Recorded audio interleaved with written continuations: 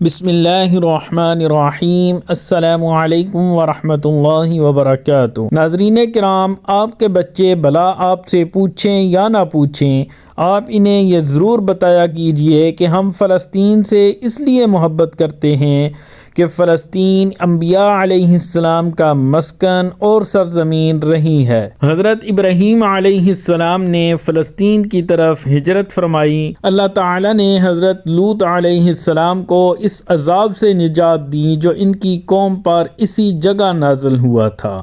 حضرت داؤد علیہ السلام نے اسی سرزمین پر سکونت رکھی اور یہیں اپنا ایک محراب بھی تعمیر فرمایا۔ حضرت سلیمان علیہ السلام اسی ملک میں بیٹھ کر ساری دنیا پر حکومت فرمایا کرتے تھے۔ چیونٹی کا وہ مشہور قصہ جس میں ایک چیونٹی نے اپنے باقی ساتھیوں سے کہا تھا کہ اے چیونٹیوں، اپنے بلوں میں گھس جاؤ، یہیں اس ملک میں واقع اسکلان شہر کی ایک وادی میں پیش آیا تھا، جس کا نام بعد میں وادی النمل یعنی چمٹیوں کی وادی رکھ دیا گیا۔ حضرت زکریا علیہ السلام کا محراب بھی اسی شہر میں ہے۔ حضرت موسیٰ علیہ السلام نے اسی ملک کے بارے میں اپنے ساتھیوں سے کہا تھا کہ اس مقدس شہر میں داخل ہو جاؤ۔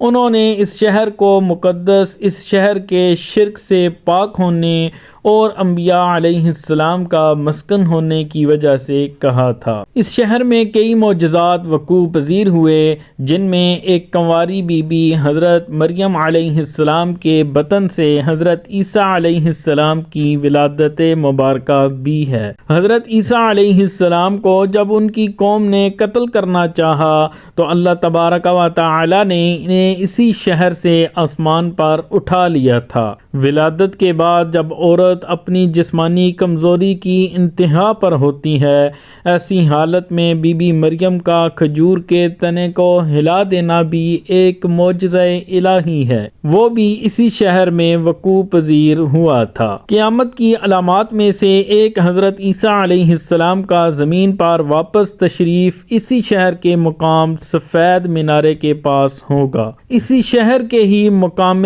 باب لد پر حضرت عیسیٰ علیہ السلام مسیح دجال کو قتل کریں گے۔ فلسطین ہی ارض محشر ہے۔ اسی شہر سے ہی یاجوج ماجوج کا زمین میں قتال اور فساد کا کام شروع ہوگا۔ اسی شہر میں وقوع پذیر ہونے والے قصوں میں سے ایک قصہ طالوت اور جالوت کا بھی ہے۔ فلسطین کو نماز کی فرضیت کے بعد مسلمانوں کا قبلہ اول ہونے کا اعزاز بھی حاصل ہے۔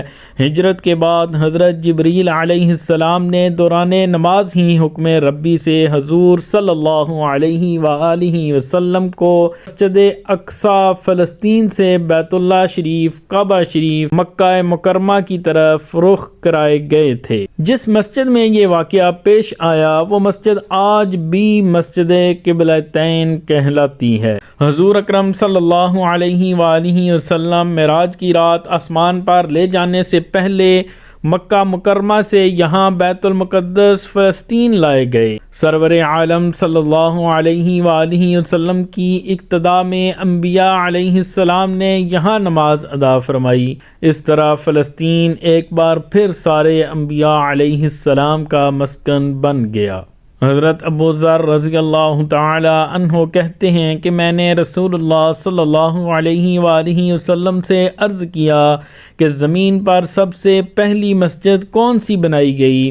تو آپ صلی اللہ علیہ وآلہ وسلم نے فرمایا کہ مسجد حرام یعنی خانہ کعبہ۔ میں نے عرض کیا کہ پھر کون سی مسجد بنائی گئی؟ تو آپ صلی اللہ علیہ وآلہ وسلم نے فرمایا کہ مسجد اقصی یعنی بیت المقدس۔ پھر میں نے عرض کیا کہ ان دونوں کے درمیان کتنا فاصلہ تھا؟ تو آپ صلی اللہ علیہ وآلہ وسلم نے فرمایا کہ 40 برس کا، اور تو جہاں بھی نماز کا وقت پا لے وہیں نماز ادا کر لے، پس وہ مسجد ہی ہے۔ وصال حضرت محمد صلی اللہ علیہ وآلہ وسلم کے بعد حضرت ابو بکر صدیق رضی اللہ تعالی عنہ کو فتنہ کے تدارک اور دیگر کئی مشکلات سے نپٹنے کے لیے عسکری اور افرادی قوت کی اشد ضرورت کے باوجود بھی ارض شام یعنی فلسطین کی طرف آپ صلی اللہ علیہ وآلہ وسلم کا تیار کردہ لشکر بے جنابی ایک ناقابل فراموش حقیقت ہے۔ اسلام کے سنہری دور فاروقی میں دنیا بھر کی فتوحات کو چھوڑ کر محض فلسطین کی فتح کے لیے خود حضرت عمر فاروق رضی اللہ تعالی عنہ کا چل کر جانا اور یہاں پر جا کر نماز ادا کرنا اس شہر کی عظمت کو اجاگر کرتا ہے۔ دوسری بار بعینہ معراج کی رات بروز جمعہ 27 رجب 583 ہجری کو سلطان صلاح الدین ایوبی رحمۃ اللہ علیہ کے ہاتھوں اس شہر کا دوبارہ فتح ہونا بھی ایک نشانی ہے۔ بیت المقدس کا نام قدس قرآن سے پہلے تک ہوا کرتا تھا۔ قرآن نازل ہوا تو اس کا نام مسجد اقصی رکھ دیا گیا۔ قدس اس شہر کی اس تقدیس کی وجہ سے ہے جو اسے دوسرے شہروں سے ممتاز کرتی ہے۔ اس شہر کے حصول اور اسے رومیوں کے جبر و استبداد سے بچانے کے لیے 5000 سے زیادہ صحابہ کرام رضوان اللہ تعالی اجمعین نے جام شہادت نوش کی اور شہادت کا باب آج تک بند نہیں ہوا، سلسلہ ابھی تک چل رہا ہے۔ یہ شہر اس طرح شہیدوں کا شہر ہے۔ مسجد اقصی اور بلاد شام کی اہمیت بالکل حرمین شریفین جیسی ہے۔ فلسطین کی عظمت کا اندازہ اس بات سے بھی لگایا جا سکتا ہے کہ یہاں پر پڑھی جانے والی ہر نماز کا اجر 500 گنا بڑھا دیا جاتا ہے۔ ہماری یہ ویڈیو آپ کو کیسی لگی کمنٹس میں ضرور بتائیے گا۔ دعاؤں میں ہمیں یاد رکھیے گا۔ اجازت دیجیے، اللہ حافظ۔